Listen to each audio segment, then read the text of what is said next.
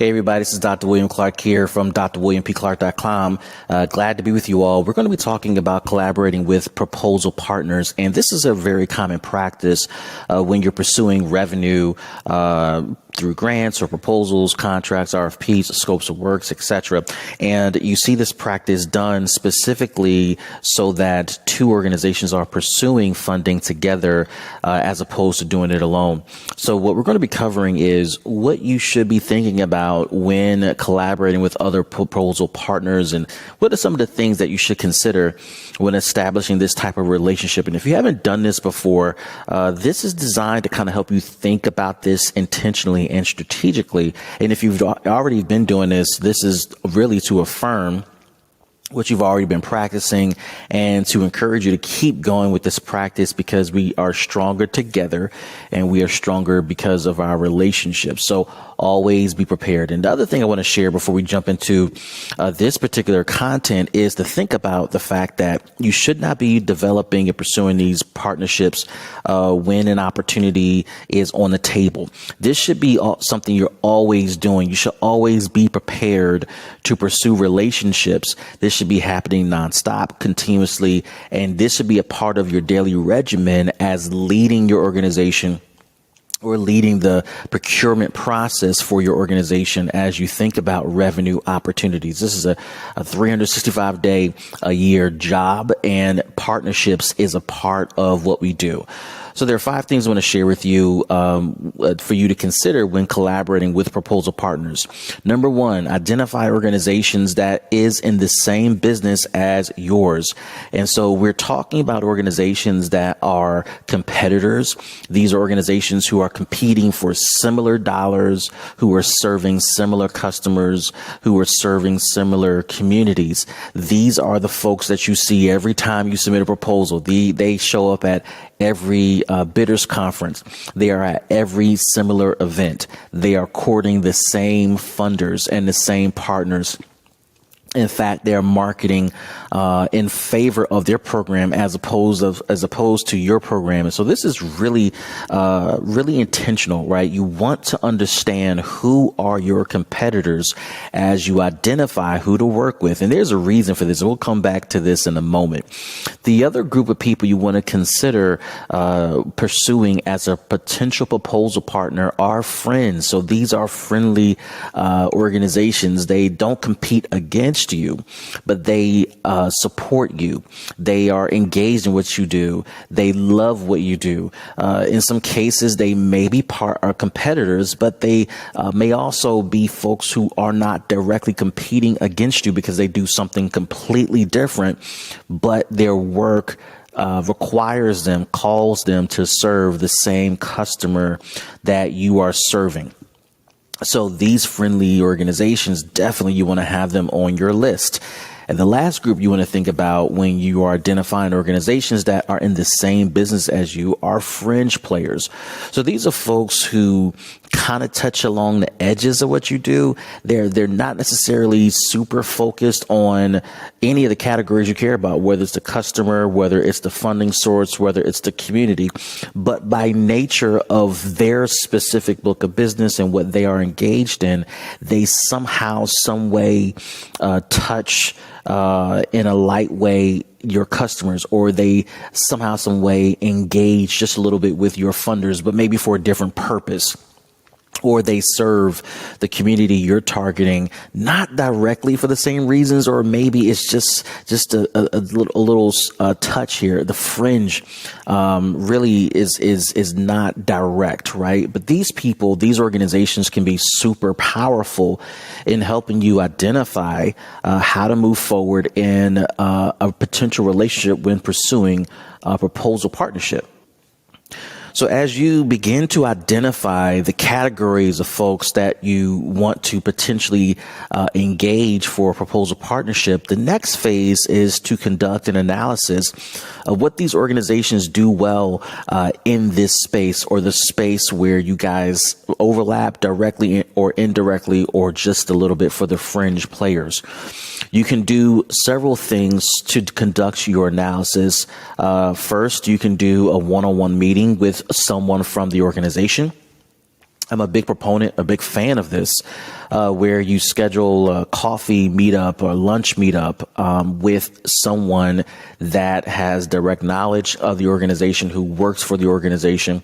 Perhaps it's a colleague who is similar in position. So if you're a development director listening to this or reading this, you might want to speak with your counterpart at that other organization. Perhaps you're a senior leader or a C-suite leader. You might want to meet with your counterpart at that other organization. The intention is to have that conversation one-on-one in person. Most people are meeting virtually more and more.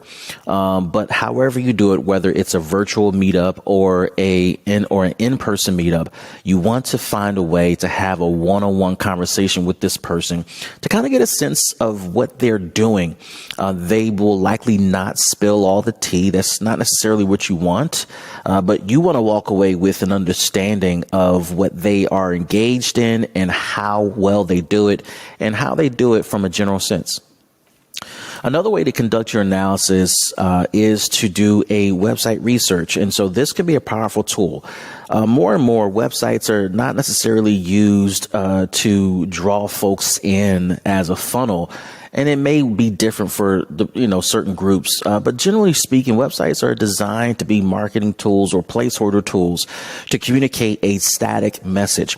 And as a result of that being the case, because there are static messages being communicated by organizations, they will use their website to post static resources or static attachments or static pieces of information that can be super helpful in helping you understand what the organization does. So this may include program descriptions. This may include stats and results of their work. This may include announcements of who is funding them. This may include reports of all types, whether it's their annual report, or maybe it's another type of report that shares or sheds insight into what they are engaged in and what they have going on. So you want to look at their website and study it as much as possible. You might be surprised also some of the live links that will be on their website that connects that particular organization to another organization, which, may or may not give information or clues about what this organization is doing and how they're doing it and how well they're doing it. Some of their relationships and who they're tied to may be linked to that website. Some national funders may be linked to that website. Other groups that they are part of, collaborative groups that they are part of, may be linked to that website. All of that information can be insightful in helping you understand and analyze what this other organization does. Now, there are a couple other things you can do to conduct analysis of this organization to see what they do in this space. Another strategy could be to research their 990s and study their 990s over the last 3 years or so, right? So the 990s can give a financial snapshot into the organization. They have to report this information. So you can look at their revenue and their expenses. You can look at the salaries for their top leadership team members. You can identify board members. You can look at who their funding sources are or where they are supporting other organizations financially as well. You can look at their assets and other pieces of financial related information that can give you deep insight into this organization, because as you determine who you want to do business with, part of the analysis is what can they bring to the table on top of the fact that they are financially solid, right? So you want to have this information in place. You want to know this information and you want to evaluate this information. Another strategy to do your analysis of these organizations is to attend collaborative meetings where these organizations are active. So there may be a collaborative meeting on a monthly basis for youth serving organizations or organizations serving justice involved individuals. There may be housing related collaborative tables. And these collaborative meetings typically are not marketed because they are specifically for providers who are doing the work in a particular space. So those meetings are convened by maybe a major funder or an influential entity in the space, and those messages go out. And as you hear about them through word of mouth. Maybe you hear about them from one particular meeting, or just some random source. It's not necessarily consolidated. So you're going to have to dig a little deep here to find out where the collaborative meetings are. But if you are not a part of those collaborative meetings and you find your way in them, one of the best ways to conduct an analysis of an organization is to attend those meetings and watch that organization function in those meetings. Who do they send to those meetings on a regular basis? How does that person or how do those persons engage? How active are they? Does the room, do the other organizations defer to their knowledge? Do they engage? Do they offer insight, information, intelligence, perspective about the marketplace, the customer, the industry, the revenue, and other components that's moving and influencing the market? You want to understand how they're functioning in the community of practice. Also, you want to see how other organizations treat them. Are they welcomed? Are they embraced? Are they respected? Or is there an alternative treatment to that organization that causes you to have questions about that organization? The last thing you can do to conduct an analysis is to ask others, right? So there may be people that know that organization very well, and you want to reach out to them. You want to engage them. So you want to ask others. You want to ask funders. You want to ask partners. You want to ask members of the community, etc., about this organization. These questions should not be designed to create tension or to highlight any criticisms or faults about this other organization. This is all about you gathering information. What are people saying? What do they do well? What are some of the challenges that they are navigating through? Are they a great partner? Do you think they should be someone we should pursue to work with on a special project or so? And these are just generic questions that you can ask that I believe funders and partners and members of the community will answer for you truthfully. And this will help you kind of shape the framework of your understanding of these organizations. So we're talking about collaborating with proposal partners. How do you pursue them and how do you develop them for the benefit of your organization? Here's the third component that we want to highlight when selecting who to work with on a proposal. Number 3 here, you want to assess if working with the other organization will be a fit, right? You want to know if this is going to be a fit for you and for your organization. Now, there are a couple of things I want to highlight here when you're determining fit. You want to determine, do they fill a gap that you have? So you may know that there is a weakness in your organization. There's a weakness in your proposal. There's a weakness in your operation, but you have visions for going to a different phase of growth and development for the organization. So does this organization fill gaps for you? Do they help fill in those areas, limitations, and struggles that you currently have? Next, here's another question you want to ask yourself. Do they strengthen what you do well? Maybe they buffer what you do well and they add a greater punch to what you do well. Many organizations that I've seen tend to try to run from this, where they don't want to work with organizations that do what they do. So they want to stand out. They want to be different. They want to be the lone wolf that does X. And I think that's helpful. And I think that, it has some strategic value, but there's also strategic value in working with organizations who do what you do. And both organizations do it well, and you bring it all together and you decide to bring a 1-2 punch to the work. This can be super powerful in so many ways. So for example, this can be powerful in advancing the work within a particular industry. This can be powerful in creating an innovative approach to solving a particular problem. This can be powerful in strengthening how the industry thinks about the work, and having 2 organizations or more who are doing great things and doing it well together can be super influential.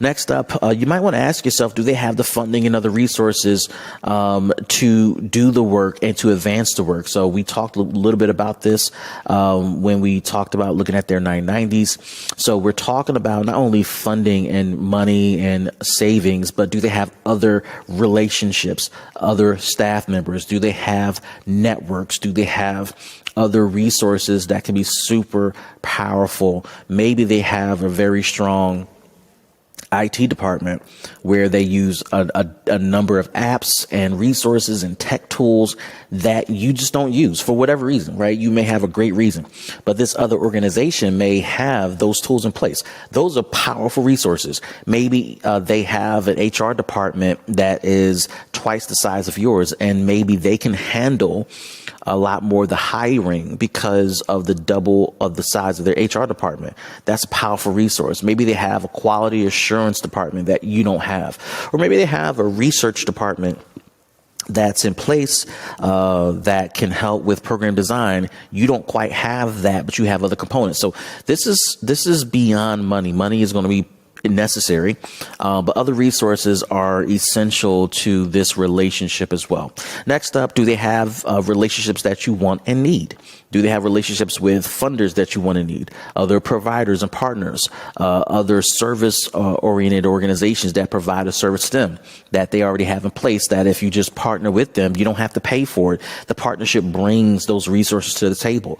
So this is something to think about, because when you're thinking about where your gaps are and why you may pursue a collaborative partnership when writing a proposal or writing a grant, it's because of these things that we're listing, because you don't have it all, right? And some cases, you may determine that it might not be in your best strategic interest to acquire these things, or to gather that resource, or to pursue that resource, because the cost of acquisition, the cost of maintenance, the cost of re-upping that relationship may be way too costly. Maybe you only need that resource for a few projects, and it's just not worth the long-term investment. There are a bunch of reasons why you need to evaluate relationships that your potential partner has, because it can solve some immediate and some short-term, mid-term problems that you have.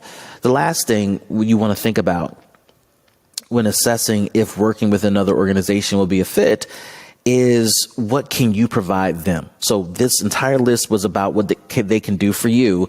You have to think about, what can you do for them? What gaps do you fill for them? How can your strengths help them do their job well? And how can your strengths partner with their strengths to do more work?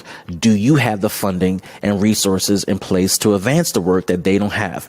Do you have relationships that they want and need that can be really powerful and useful to the relationship? So consider those things when you are assessing if an organization is a fit to work with.